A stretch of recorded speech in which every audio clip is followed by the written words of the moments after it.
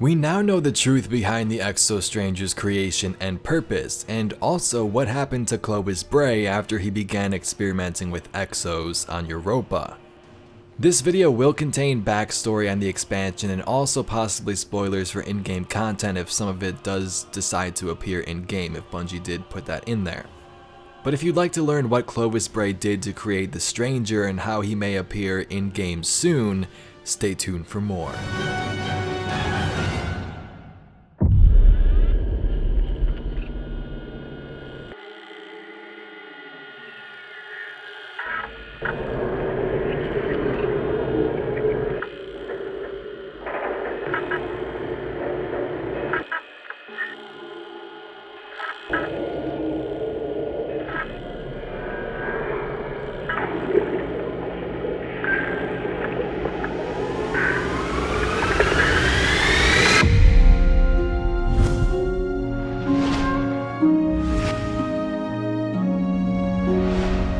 Welcome to the channel, everybody. I'm not sure who exactly found this information here, but if you do know, leave it in the comments. It was either somebody on Raid Secrets or a brilliant community member who's been going through the ARG and posting some of these codes and info and finally decoded to get this giant lore book you see here. Now, my previous video summarizes the whole collector's edition lore book there. So the amount of lore in this is pretty massive, just like that collector's edition, and I'm going to break down the most important parts, and then you can click the link and read the rest if you'd like. So let's first begin with Exo creation and the solution for memory wiping, and then we'll get into the Exo Stranger's creation and also what Clovis Bray is up to now. You can skip to specific parts if you like by scrolling through the timeline or clicking the timestamps in the description. We know from previous lore that Exos are given a number each time their memory is wiped, but we never truly learned why they were wiped in the first place. We did have some little small lore tidbits, but here's what Clovis Bray says in this document. So the first thing to note is that the first Exos he was creating kept dying and rejecting their new robot bodies. We heard a little bit about this in Warmind, but here's some more. I called in a team of psychologists to interview the next cohort of Exos and make recommendations. They have settled into the Eventide habitat and have proven immediately very helpful. It was obvious to them that the root of the problem lay in the deficient exobodies I had supplied. So like in Warmind, we learn again here that the Exos need certain humanisms to feel alive in this new body and to not cause any discomfort leading to their death. He says, it seems that our exo designs will need various human-like traits to reassure the brain it is not asphyxiating or starving, or in a state of permanent yet undying cardiac arrest. I am much more interested in the surprising success of memory wipes. I became so tired of answering the questions asked by new exos. What happened to the scanning clinic? How long had it been? Or would I let them see their families? So he essentially began introducing retrograde amnesia before creation. So basically Clovis Bray was just annoyed of new Exos asking what the heck happened, that he just wiped their memory completely. Now this seems to have also expanded, giving some more long slow whisper vibes like Cade described back in Forsaken. He says, I will plan a simple extension of the memory wipes already used to fight dissociative rejection. In fact, I intend to create an immune system in the Exo mind to trigger memory wipes when certain classes of informatic hazard are detected. These will be explained to the psych team as a preventative measure against future dissociative disorders. These wipes will conveniently return the Exos to peak mission readiness, perfect for soldiers operating in traumatic alien environments, perfect for the continuing mission at the first star, stockpiling Marshall for sure Exo production here and elsewhere. So next to wiping the minds for the sake of Exo survival and also just, he didn't want to hear the crap they had to say, he also programmed in a way for Exos to reboot themselves or wipe their own minds when certain things happen or in certain situations. So you can see how that can get kind of crazy. If something happened that Clovis Bray didn't want, he would just wipe their minds. This one's for the minds behind the Deep Stone Crypt. You think just because you made me, you can unmake me? Hey, I understand. I were you, I wouldn't want people knowing what I did either. Guess you better hope I didn't tell anyone about the crypt. Or about the What was it? Oh yeah. Long, slow whisper. 'Cause if I did, that would be real bad for you, huh? I may be dead, but I guarantee you ain't heard the last of me. Let's next talk about Elizabeth Bray, or the Exo Stranger. In my previous video, we explained that Elizabeth is one of Bray's 3 granddaughters. Apparently, she had this so-called Clovis curse that meant she didn't have much more time to live. And given this information, to much of her dismay, she decided to come to Europa and help with this Vex research, and maybe she can find a way to survive with this Exo program. We also know that Clovis wanted Elizabeth and his own body into an Exo to live forever. This was his goal, immortality, as he wanted to be the one who set the way for humanity's future. He says this in the new lore. With the Exo Body project proceeding apace, I believe the time approaches to decant myself from this dying body and enter my assistant's form. But if I do, will I lose my own memories? Will I cease to be myself, replaced by a faux Clovis, a mumbling facsimile? Unacceptable. Elizabeth will have to go first. We know that Clovis Bray was a pretty messed up guy and also scientist. He would kill innocent people for his research, and he even hated his own son and so on, which was Elsie's father. So it's no surprise that he would put Elizabeth into his exo body before his own, another person to test it out before he does, because he's got to live forever, right? So within this lore, Elizabeth is very hesitant all along, as she has seen this infection that the Vex can cause, and one day she had enough. She's done it. My girl has transubstantiated. My legacy is safe.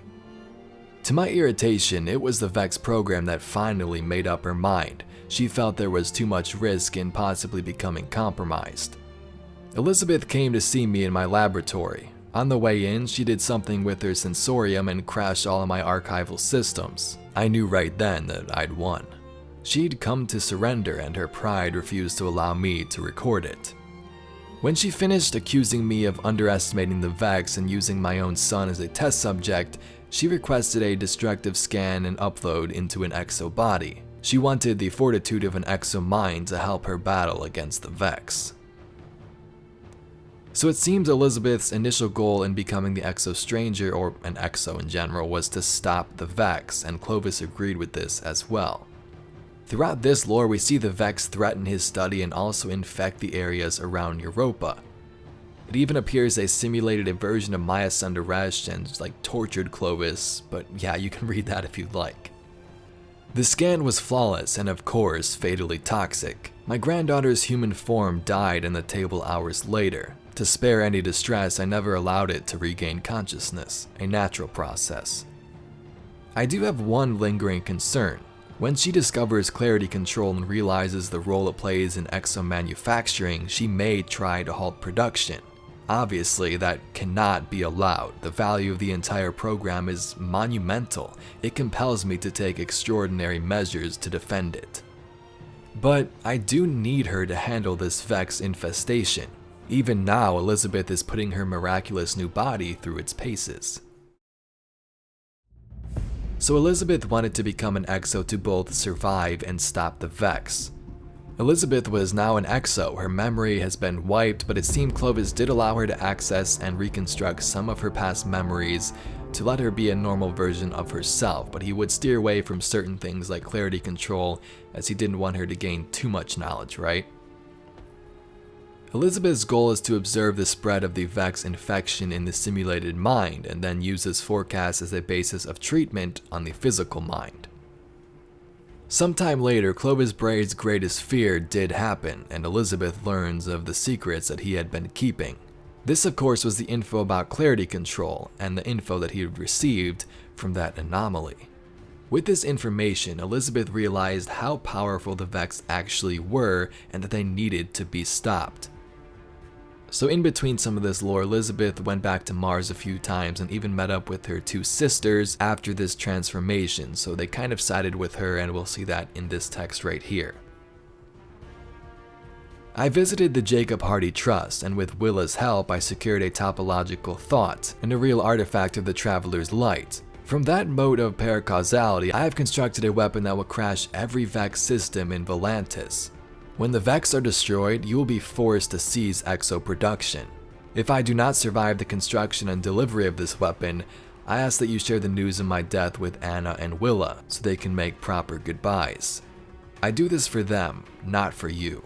Pray for grace, grandfather. Your estranged granddaughter, E. Bray then responds to this saying that this is what saved her. She can't destroy the portal and all that he's built and what's beyond it because this would be genocide. Do not make him stop her, saying, Elizabeth, this is your last chance. So this was super important to Bray. Without this alkahest or piece of the darkness we believe that is meshed with the Vex to create the Exos, and also this deep stone crypt, he wouldn't be able to further produce the Exos and fulfill his dream. I must fight this battle with the purest will. I cannot tolerate this infection any longer. I will escape this polluted husk and pass into my eternal form, one final perfect image of my mind, backed up forever in ultra-stable quartz, and then installed to live on in the bodies I have devised. One copy of that scan will go into the deep stone crypt, to watch forever over the fountain of Alkahest, another to my assistant, to be my chariot into eternity. And Elizabeth will be there eternally at my side. I still have the scan she made when she abandoned her mortal form. I will remake her from that image, restore her as she was before she thought to betray me. Truly, clarity is the font of second chances. She is saved by the grace of my work. Elizabeth is saved. Even now, she leads the preparations to defend against the Vex incursion. When I loaded her into her new exo body, I told her that the Vex had compromised her first instance, and it had become necessary to destroy her. Hardly a lie. I had given her life thrice over. First, I created her father.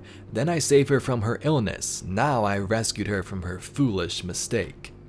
I did what I failed to do for my son. I gave her a second chance to live and to be my loyal granddaughter. The backup sites have been alerted, and the reservoirs of the Alkahest have been dispatched to keep them running if Europa fails. My work is done. It is finally time for me to go on to my reward. I have prepared my custom script. I have thousands of exobodies here and thousands of connecticombs in my library. I will raise an army. I will meet this invasion of vermin and turn it back. Then I will strip their senile gravestar for parts and put an end to all mortality. I will forgive nothing.